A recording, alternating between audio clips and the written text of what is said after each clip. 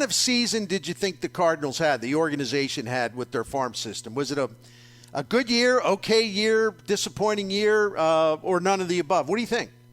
Well, it depends on how you look at the question, Bernie.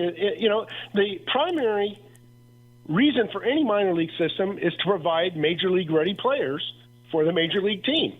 And, if you look, certainly the Cardinals had to call on a lot of guys from AAA. You hardly even, recognize the St. Louis roster at the end of the year because so many AAA guys were up. But, on the pitching side, the Cardinals didn't have the guys in ready reserve to try to fill the gaps in the major league levels. Now, I'm not saying that the problem with the St. Louis Cardinals pitching was the guys down in Memphis, but there weren't any guys who came up and provided a great spark to try to fill this huge gap that they had on the major league staff. But the other side of the coin, in terms of recognition, the Cardinals had 2 MVPs. And at 2 different levels, AAA, AA, they had 2 pitchers of the year at both of the Class A levels. The short season teams, the rookie level teams in Jupiter and the Dominican Republic, had a terrible year. Won like a third of their games or less. But it's really about development down at those lower levels. And I agree. There were some standouts. I want to kind of circle back on something because, listen, you know how much I respect you, and we've known each other a long time. We've been in press boxes together for a long time, although I don't go to press boxes much these days because I'm an analyst.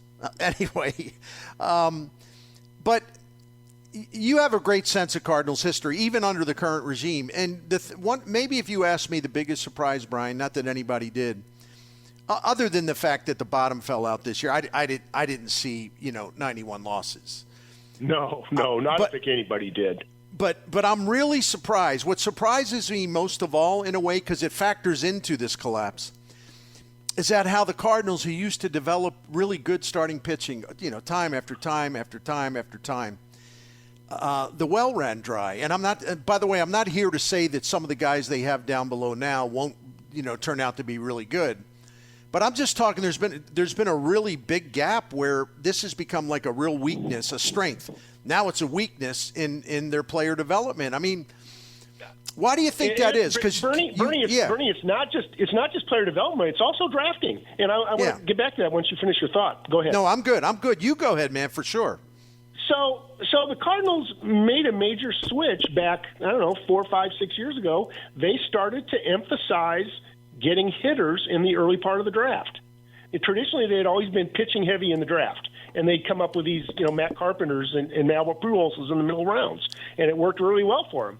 But what happened then? They started to draft hitters, and the result is Carlsons and Gormans and Walkers and Wins, great offensive players picked in the first round or second round of drafts.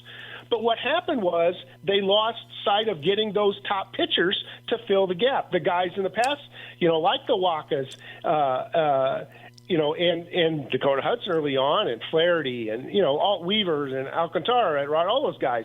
And I was just looking at the numbers the other day. A number of national entities rank the top 100 prospects across baseball every spring, and traditionally Cardinals have 4 or 5 guys in the top 100 in baseball. And until 2018, there was predominantly pitchers for the Cardinals. 3, 4 top 100 pitchers in the country were Cardinals guys in all baseball. Starting in 2018, it went down to 2, 2, 1, 1, 1, 1. And the one guy the last 3 years that was in the national top 100 was Matthew Liberatore, who wasn't a drafted Cardinal. Of course, he was acquired via trade. So it's the Cardinals just didn't focus on getting the top pitchers, and it's harder if you're not drafting a pitcher in your first round or your second round, where the big money and the top talent is, to unearth these guys that are, out of nowhere. No, I agree. I mean, we do see some other teams doing it, and I think some luck's involved too. The Dodgers seem to have a great touch with this.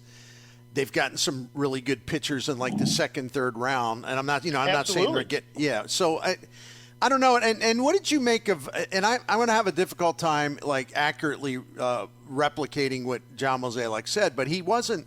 He was talking about. He agrees that there's been a void, and they really need to really deal with it, which they did during the trade deadline because they did get some pretty decent pitching prospects, and Roby might turn out to be really good. We'll just have to wait and see. We'll talk about him in a minute. But it's a situation where he made some references to, like, in effect, the way that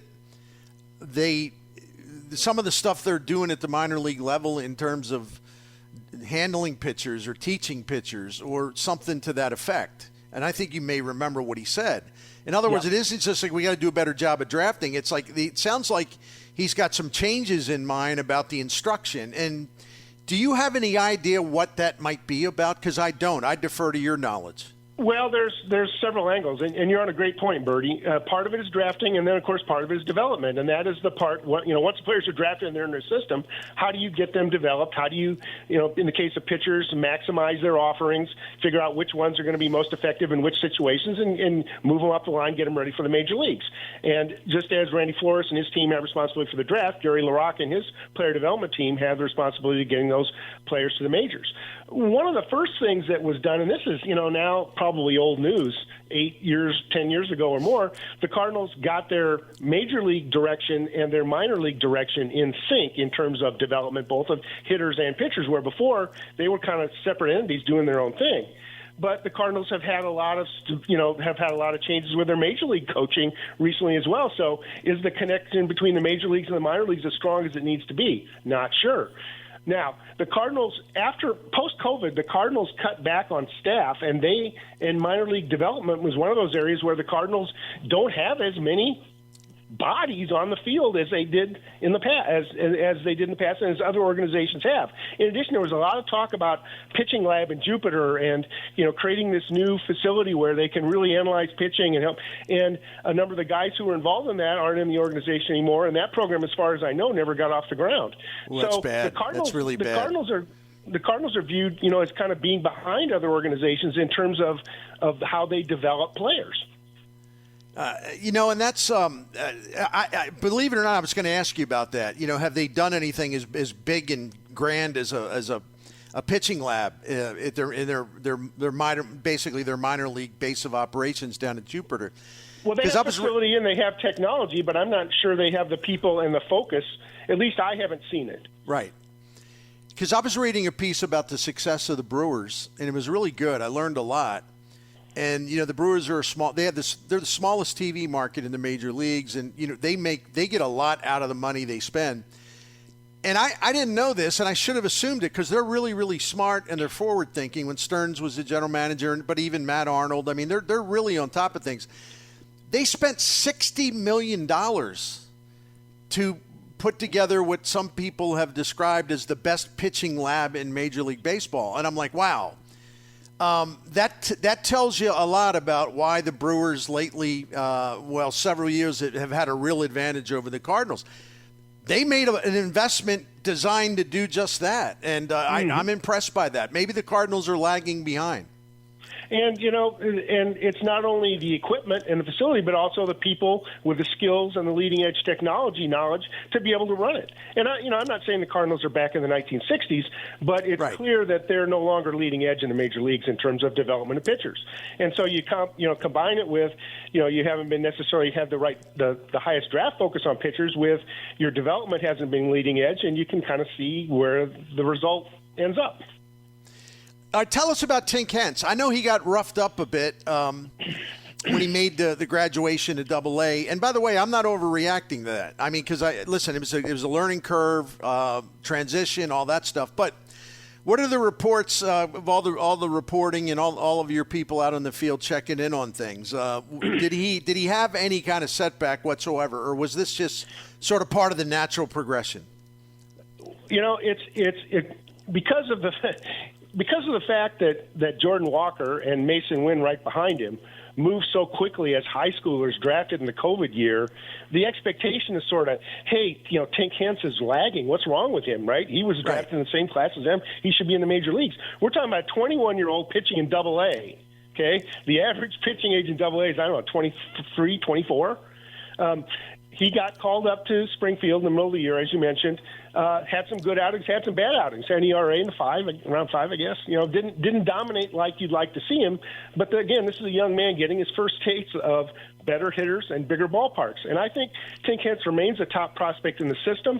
But the one thing about Tink Hence, he's not a big man physically, and the Cardinals have been very careful with his workload over time. I still don't know if he's ever gone beyond 5 innings in a professional game. And, they want this guy to be a major league starter down the road, so at some point they've got to get him built up physically so that he, potentially could come to the major leagues and be a 200-inning guy, because he's not that yet. But he has tremendous potential, tremendous offerings, and hasn't shown any, issues with injury or any concerns like that. We're talking to our friend Brian Walton of the CardinalNation.com, and we'll tell you how to get that, because it's going to be a very busy offseason. There's probably going to be some trades. There's going to be a lot of movement in the Cardinals organization, and Brian and his staff will be doing all kinds of work on that, a lot of content for you for your very reasonable, your very low subscription price. So we'll tell you about that towards the end of the interview.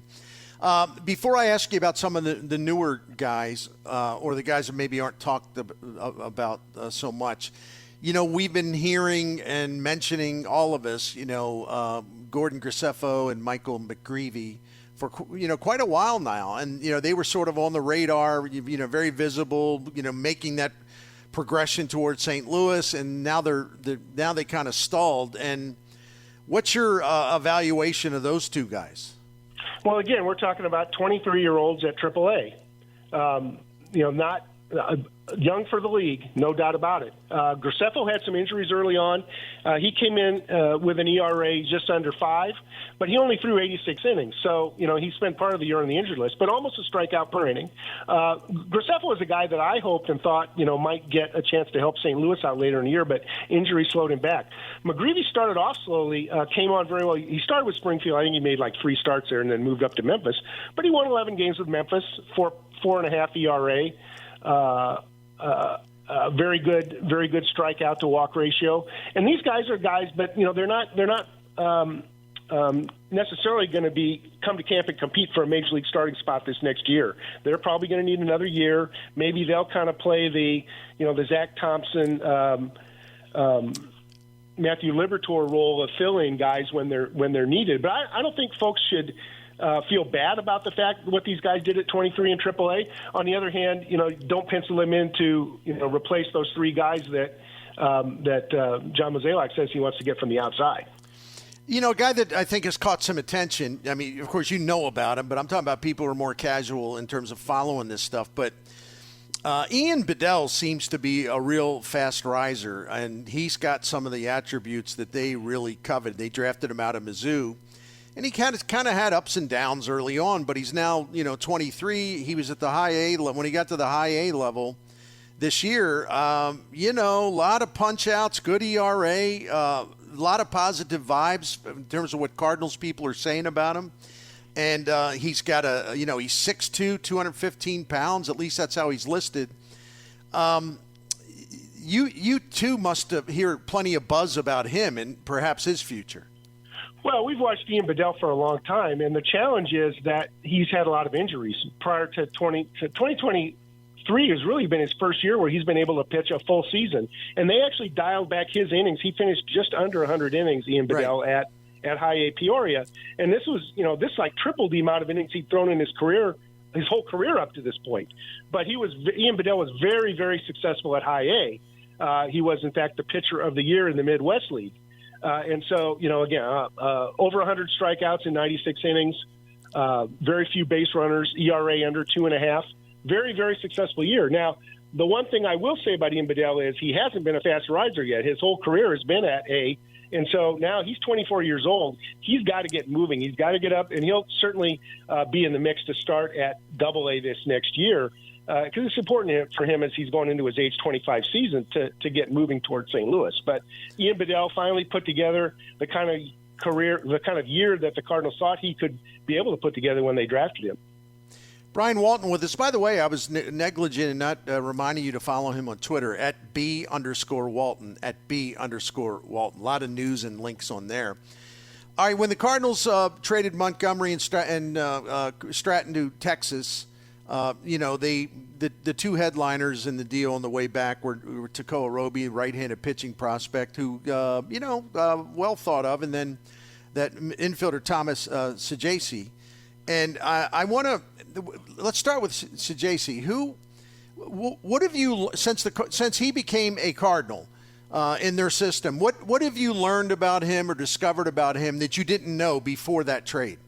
Well, I'll be honest with you, Bernie. I didn't know much about Thomas Sajasi at all. I mean, he was a guy that was a very successful hitter at AA, but he was a Ranger, and I really focus on the Cardinals. But sure, the fact that they made him available was certainly a bonus for the Cardinals because Sajasi ended up being the most valuable player in the Texas League this year. And as good as he played with Midland before the trade, he was even better with Springfield.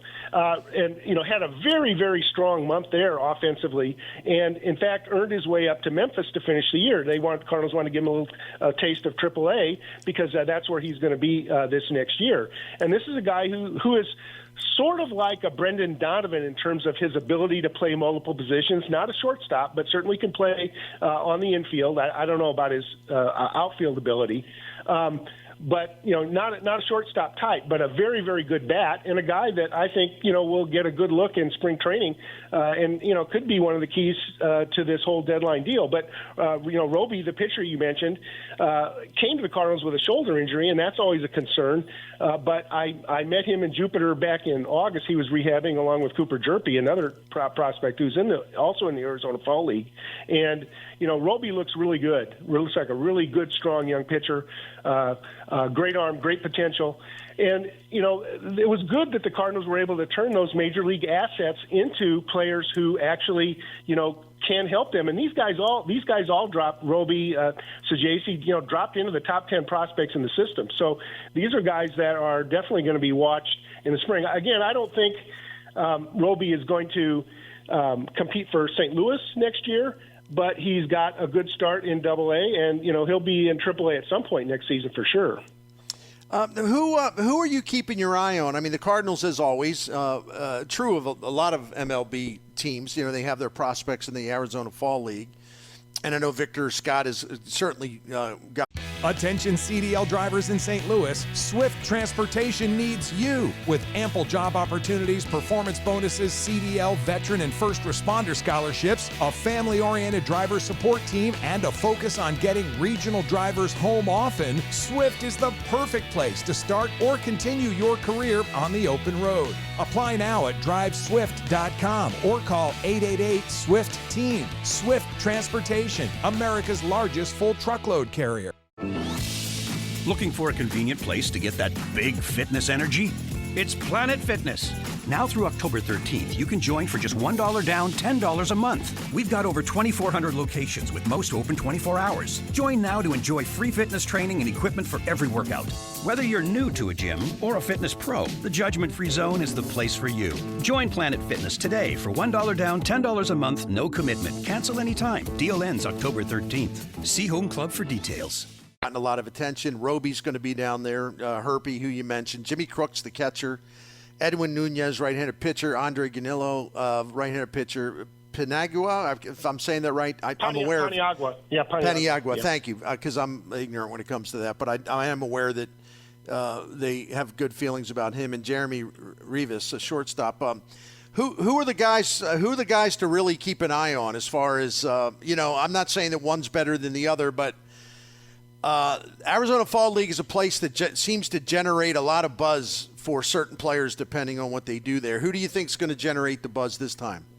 Well, Victor Scott is the guy, and I won't belabor it because we've talked about him before, and everybody's sure. familiar with him. It's all right. Yeah. Victor Scott, stole 94 bases this year, tied for the most in minor league baseball.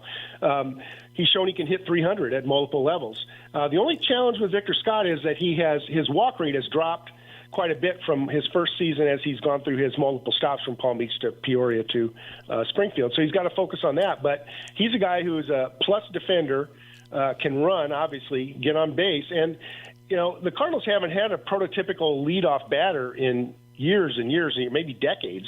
And, he could also help solve the center field opening or issue, but again, not yet, not in the spring of 2024.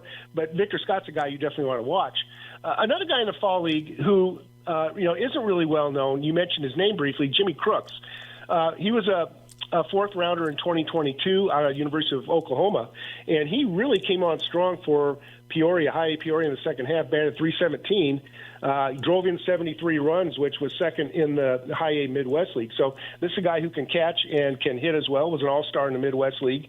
And, the Cardinals, of course, have kind of a logjam at catching now, but Crooks is a guy to watch. He'll certainly get a shot at Double-A this next year. And what do you hear or know about his defense? Good. I don't know if it's great yet, but it's really hard to gauge these guys down in the lower level of minor leagues. But certainly he's considered a good catch and throw guy. Probably the best catcher maybe is Pedro Pajes, but he's been kind of an inconsistent hitter. Pajes was in the AFL last year, but spent all this year at Springfield and had some very, very hot streaks and some very, very cold streaks as well. I'm not sure he's got a future as a long-term major leaguer. I think Crooks has more upside because of his bat. Finally, Brian, and thanks for the conversation. Tell us about our listeners again about the Cardinal Nation and what they get for what I believe is a very reasonable price for a subscription. And I know you're proud, and you should be, that you have never raised the price of that. You've kept it steady through the years, which I think is great. So tell us what they get for their dollar. I'm going to tell you they get a lot, but I want the man himself to tell you what he has for you. Well, there's nowhere, and I mean nowhere, where you will find more new original content on the St. Louis Cardinals minor league system at the Cardinal Nation. We average probably 3 articles of new content every day of the year.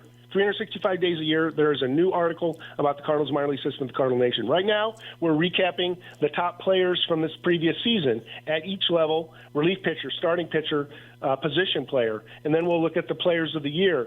We'll look at the top stats leaders. We'll look at the manager of the year, et cetera. So lots and lots of detail about the season that just was, but we're also providing recaps on the Arizona Fall League games. So every morning you can come to the site and read about the game the day before, read about how the 8 Cardinals did in the Arizona Fall League in that day's game. We'll also have reports on the Cardinals playing winter ball. A number of the younger players like to play in their home countries, or sometimes Americans go and play in Venezuela or Dominican Republic or Puerto Rico, that type of thing, to continue to build their skills for the next year. And then, of course, after we get through all our awards, we'll start our top prospect countdown for 2024, where we'll go into great detail on 50 young men. The top 50 young men we believe are the most best major league prospects in the system. And that'll take us to winter warm-up, and then before you know it, it'll be spring training again. So, again, we really pride ourselves on the subscriptions on a yearly basis, but we're going to give you 365 days of good content to read at the Cardinal Nation. There's no doubt about it. It's great. Brian Walton, thank you, my friend. Appreciate you very much. Until next time, be well, man. Be well. Thank you. That's Brian Walton on the Bernie Show from the Cardinal Nation.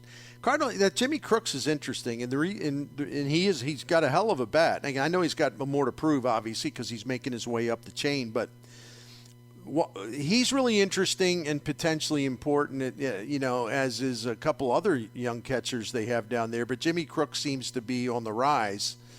And when I say, talking about other catchers down there, we know about Ivan Herrera, and he's been in the big leagues, not a lot, but they've been giving him little bits and pieces with playing time here and there, and he's highly regarded. But Jimmy Crooks has got a bat, man. Boy, does he have a bat, and he's got good size. He seems to take the responsibility of catching very seriously, and the reason why I'm talking him up. And I've been following him almost like just looking up, I think during the season, man, I'd look him up once a week just to see what his game logs were, because I'm like, that's a pretty good thing to have down there. And he also is a left-handed hitting catcher, which I don't know how many they are, but I don't think the Cardinals have had many through the years.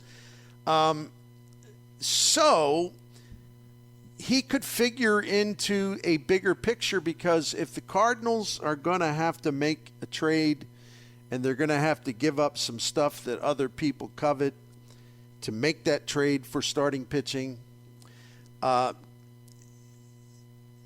presence of and the potential of Jimmy Crooks could, A, make him a coveted property among teams looking at prospects and really need to have young catching on the way to the big leagues. He could be a target. But B, more likely, is that if the Cardinals really, really think highly of Jimmy Crooks, and I think that they do, well, they would not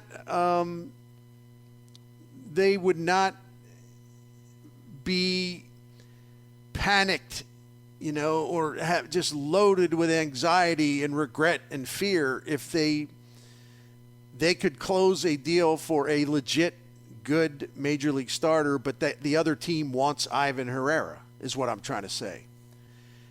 I'm not saying, oh yeah, that's all right. Oh, Herrera's not important. He's not important. But if he's not going to be up here catching a lot at the big league level, then it's like Walt Jocketty always said, sometimes you don't have room, but it doesn't mean the guy can't help your team. He can help your team because he's a trade piece and other teams want him, and you can improve in other areas, and that's very vital.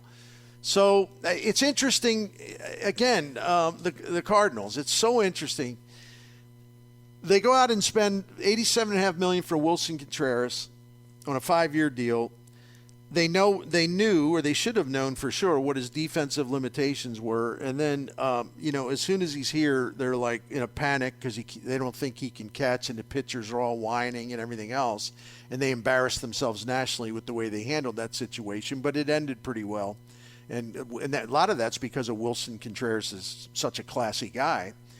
But, they don't – so they have Contreras. They have Kisner, who just had his best major league season as a hitter. It was really, really good. And, of course, they have Contreras. So there's 3 at the major league level right now. But then they have – well, Herrera would be next in line, but Jimmy Crooks. So there's a couple other guys that were ranked really high, and their names escape me. But they're loaded with catching talent all of a sudden.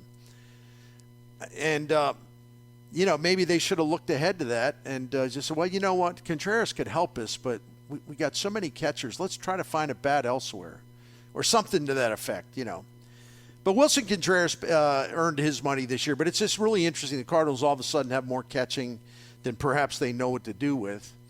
And they're still talking about competition. And the president of baseball operations has still not said anything publicly along the lines of like, it was a little rough at the first. Everybody had to get used to each other. There's a big transition. We knew that. But Wilson Contreras is our catcher, period. Do we understand each other? He is our catcher, period. He hasn't said anything like that. Because like I said yesterday, the Cardinals are very strange now. And one of the things they do is they spend a lot of money on free agents, which is not something they do very often. And then if the guy isn't what they thought because they didn't do their own due diligence, if the guy isn't who they thought they were getting, then they resent the guy. Instead of saying, well, we screwed that up. No.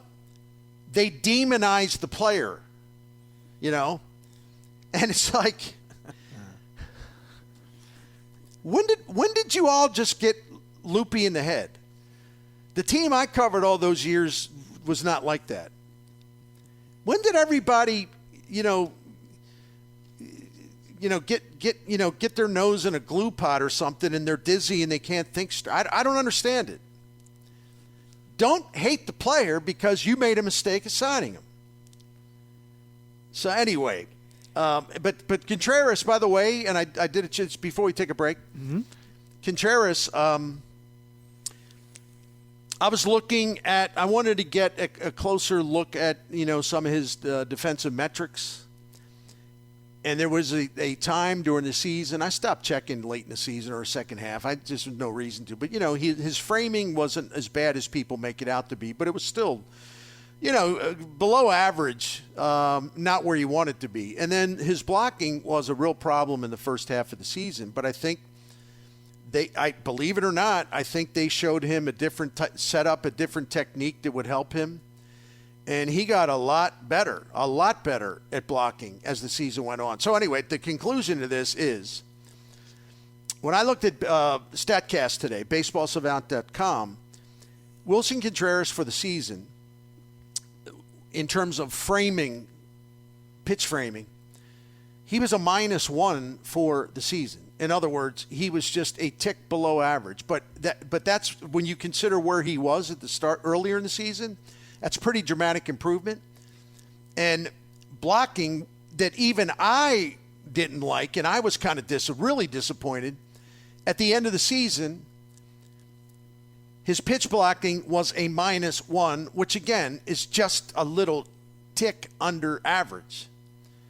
And there was a one point where it was way under average.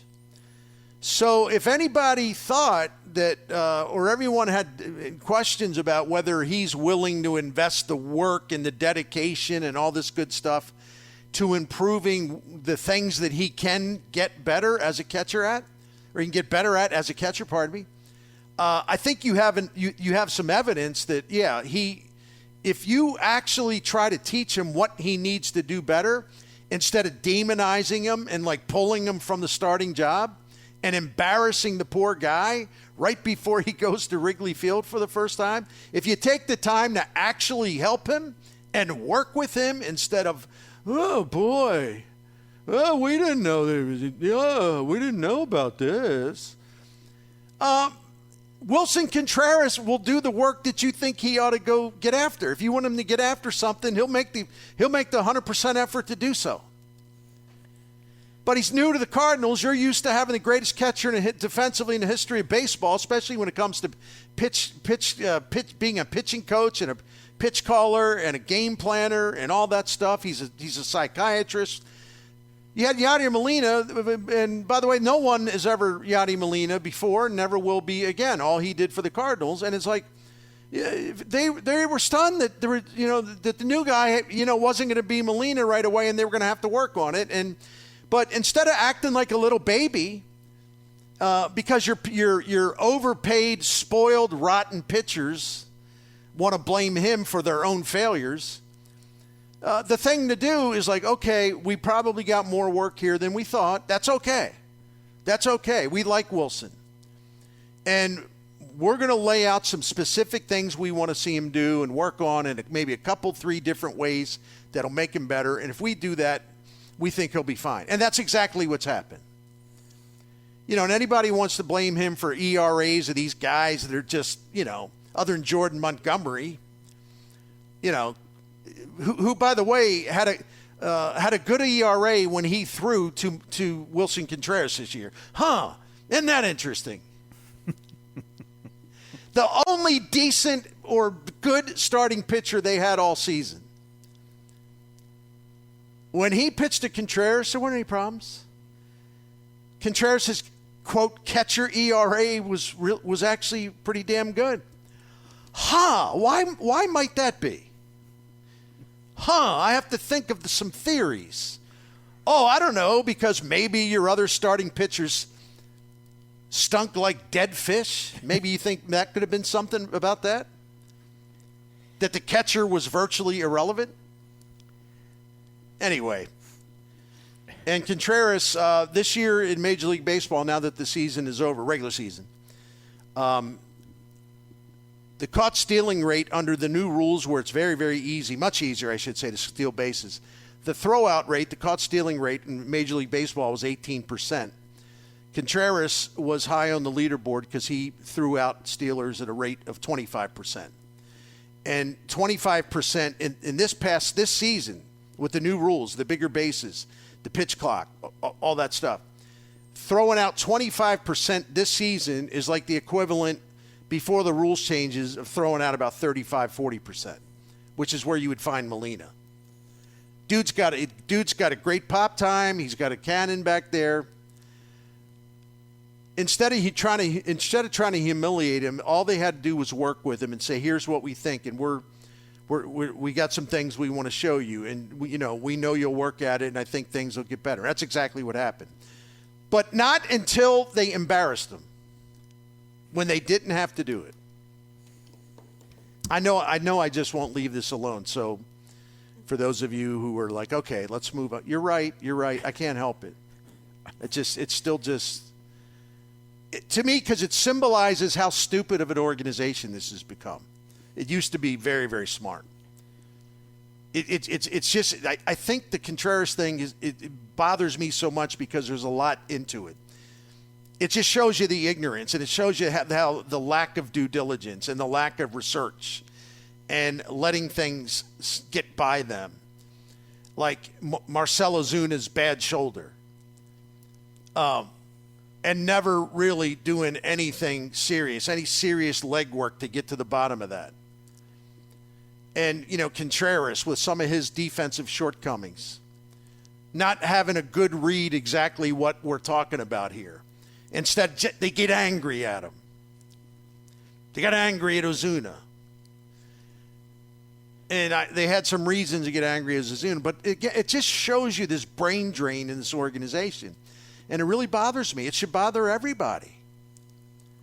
They used to be ahead of the curve with a lot of this stuff, most of this stuff, but now they're way behind in the curve, and they can't even think clearly when they're evaluating talent. I don't get it. And then they get mad at the players they sign if the players aren't as good as they thought they'd be. Well, hell, you gave Brett Cecil $32.5 million. Did you check into his character, competitive character? Do you think he'd be a guy that once he got the big payday, he wouldn't give a damn anymore? Did you look into that? How many people did you talk to about that? His personal character as far as being a competitor, his temperament, his work ethic. What'd you do? What'd you do? Call one of his friends for a report? Or did you really dig down deep on this guy? That's exactly what I'm talking about. It's perplexing on what they're doing these days. They don't work hard enough to find out about the people they're going to trade for or pay. They just don't. And people, some of the apologists right away will say, well, what about Goldie? What about Aaron? That's a different category. Those two guys forced their way out of the teams that they were on, and they wanted specifically to be in St. Louis, and they made it happen. And the Cardinals, these are the easiest trades that they'll ever have to make because they didn't have to give up a damn thing. And those goofballs in Colorado gave them a lot of money to defray the cost of or reduce the cost of Arenado's contract. Like, we got a cat that we're a stray that was I call him the street fighting man. He's been, he comes to us for food a lot. He seems to be a sweet-natured young cat. He's a big boy. He's got a big head. He's always torn up. And you wish you could just, grab him and say, listen, we're trying to help you here, man. Champ, you got to retire from street fighting, okay? You're probably a little long in the tooth, and you're getting beat up all the time. And we had to take him to an animal hospital because he had such a terrible injury. They were talking about amputating a leg. That's how bad it was. Oof. So we're taking care of him now, and he's getting better. And people say, well, why the hell are you talking about the street fighting man? Well, actually, I named him Champ. I like street fighting man, though. I like that. The street fighting man cat could actually do more research and do more work to find out about who the Cardinals are about to pay or who they're about to trade for. He actually would know as much as they do. Right? I'd agree with that 100%. I mean, of course, I'm being facetious, but I'm trying to make a point here. I know you are. So maybe when Gersh is out there in the pickup truck looking for, dumpster diving stuff or, those old couches that people throw in the alley, by then the street fighting man he'll be out there in the alley again, Gersh ought to pick him up. Take him down to Busch Stadium. He might be able to help you all. He's pretty street savvy. Oh, that's great. I know. I'm having some fun. We need to have fun. That's good. I know. I got to entertain myself. I don't know. I hope I'm entertaining a few listeners, but I certainly got to entertain myself.